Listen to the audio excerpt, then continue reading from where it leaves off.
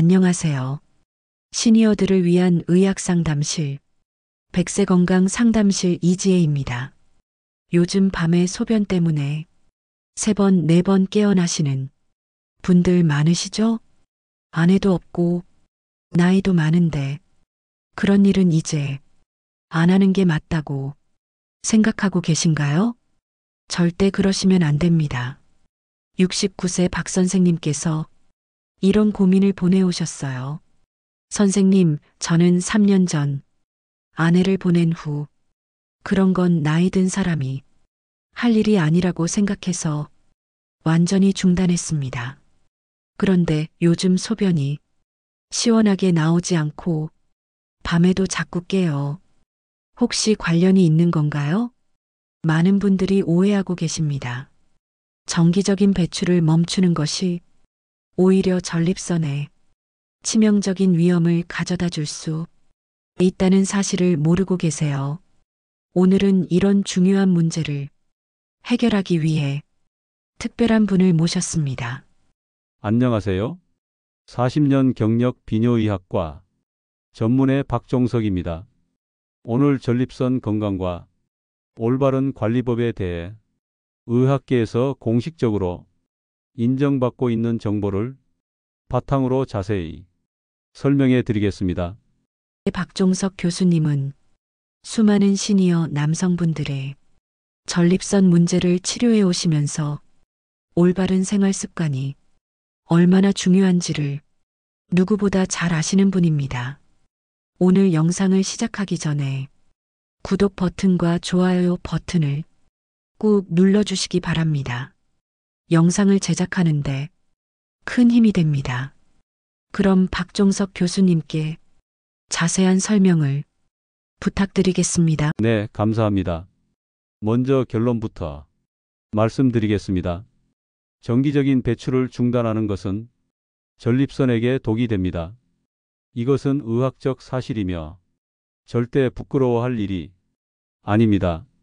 현재 의학계에서 공식적으로 인정받고 있는 정보를 바탕으로 말씀드리면 미국 하버드 대학교에서 2016년 발표한 연구에서 한 달에 21회 이상 사정하는 남성은 그렇지 않은 남성보다 전립선암 발병 위험이 33%나 낮다는 것이 밝혀졌습니다. 그럼 왜 정기적인 배출이 이렇게 중요한지 과학적 원리부터 설명해 드리겠습니다. 우리 전립선은 매일 전립선액을 생산합니다. 이 전립선액은 정액의 30%를 차지하는 중요한 성분이에요. 문제는 이 전립선액이 배출되지 않고 몇 달, 몇 년간 고여있게 되면 변질되고 세균이 번식하기 시작한다는 겁니다. 마치 고인 물에 이끼가 끼는 것과 같은 원리죠. 이렇게 염증이 생기면 전립선이 부어오르고 바로 그 중앙을 지나는 요도를 압박하게 됩니다. 그래서 소변 줄기가 가늘어지고 자주 마려워지고 밤에도 계속 깨게 되는 거예요. 여기서 더 심각한 문제는 만성 염증이 지속되면 발기부전까지 동반될 수 있다는 점입니다. 71세 이창수 선생님이 작년에 저를 찾아오셨을 때 바로 이런 상황이었어요. 아내분이 돌아가신 후 5년간 완전히 포기하고 사셨는데 소변이 시원하게 나오지 않고 밤에 5번까지 깨시더라고요. 검사해 보니 전립선이 정상 크기의 4배나 커져 있었습니다. 하지만 제가 알려드린 방법을 실천하신 지 석 달 만에 완전히 달라지셨어요. 지금은 밤에 1번 정도만 깨시고 소변도 시원하게 나온다고 하세요. 선생님, 처음엔 정말 어색하고 부끄러웠는데 이게 치료의 일부라고 생각하니 마음이 편해졌어요. 이런 말씀을 하시더라고요. 그럼 지금부터 구체적인 실천 방법을 단계별로 알려드리겠습니다. 첫 번째 단계는 올바른 마음가짐입니다. 이것은 부끄러운 일이 아니라 혈압 관리, 당뇨 관리와 똑같은 건강 관리예요. 치료의 일부라고 생각하시면 됩니다. 많은 분들이 나이 들어서 그런 걸 하면 창피하다고 생각하시는데 전혀 그렇지 않습니다. 오히려 건강한 노년을 위한 적극적인 자기 돌봄이에요. 두 번째 단계는 올바른 환경 조성입니다. 가장 좋은 시간은 따뜻한 물로 샤워를 마친 직후입니다. 혈액순환이 좋아지고 근육이 이완된 상태라 더욱 효과적이거든요. 조용하고 편안한 공간에서 충분한 시간을 확보하세요. 최소 15분에서 20분 정도는 여유를 두셔야 해요. 급하게 서둘러서 하면 오히려 스트레스가 되고 제대로 된 배출이 어려울 수 있습니다. 세 번째 단계는 올바른 자세입니다. 허리에 무리가 가지 않게 침대에 편안히 눕거나 소파에 반쯤 기대는 자세가 가장 좋아요. 무릎 밑에 작은 쿠션을 받치시면 더욱 편안합니다. 성기뿐만 아니라 고환 부위와 회음부까지 부드럽게 마사지해 주시는 게 중요해요. 바로 이 회음부 안쪽에 전립선이 위치해 있거든요. 네 번째 단계는 충분한 시간 확보입니다. 젊었을 때처럼 빨리 끝내려 하지 마시고 천천히 몸의 감각을 깨워나가는 기분으로 하세요. 완전한 배출이 목표입니다. 다섯 번째 단계는 윤활제 사용입니다. 나이가 들면 피부가 건조해져서 마찰로 상처가 생길 수 있어요. 약국에서 파는 수용성 윤활제나 코코넛 오일 같은 순수한 식물성 오일을 사용하시면 됩니다.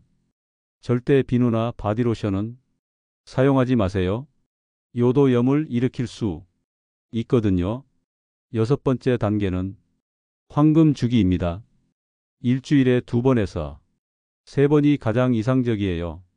너무 자주 해도 너무 뜸해도 좋지 않습니다. 본인의 컨디션에 맞춰서 조절하시면 됩니다.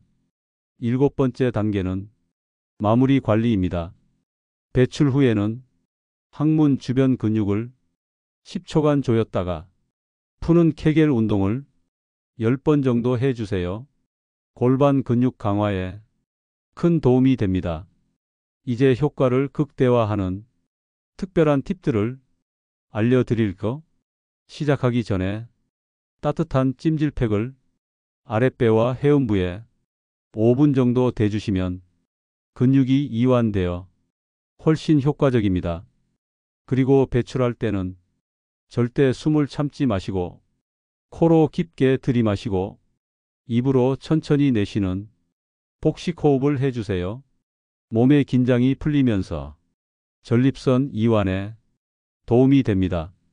65세 정민수 선생님도 이 방법을 실천하신 후 완전히 달라지셨어요. 처음에는 한 달에 한두 번도 힘들었는데 지금은 일주일에 2~3번 자연스럽게 하고 계신다고 해요. 무엇보다 밤에 푹 잘 수 있게 되어서 낮에 활력이 넘친다고 하시더라고요. 이제 전립선 건강에 도움이 되는 식생활도 말씀드릴게요. 첫 번째는 토마토입니다. 토마토의 리코펜 성분은 전립선을 보호하는 강력한 항산화제예요. 특히 기름과 함께 가열하면 흡수율이 5배나 높아집니다. 아침에 달걀 프라이 할 때 토마토도 함께 구워서 드셔보세요. 두 번째는 견과류입니다. 호두, 아몬드, 호박씨에는 아연과 셀레늄이 풍부해서 전립선 염증을 줄여주고 호르몬 균형을 맞춰줍니다. 하루에 한 줌 정도 꾸준히 드시면 좋아요. 세 번째는 녹차입니다. 녹차의 카테킨 성분은 강력한 항염, 항암 효과가 있어 전립선암 예방에도 도움이 됩니다. 커피 대신 하루 2~3잔 드시는 걸 추천합니다. 반대로 피해야 할 음식들도 있어요. 알코올, 맵고 짠 음식, 카페인 과다 섭취는 전립선에 염증을 일으켜 증상을 악화시킵니다.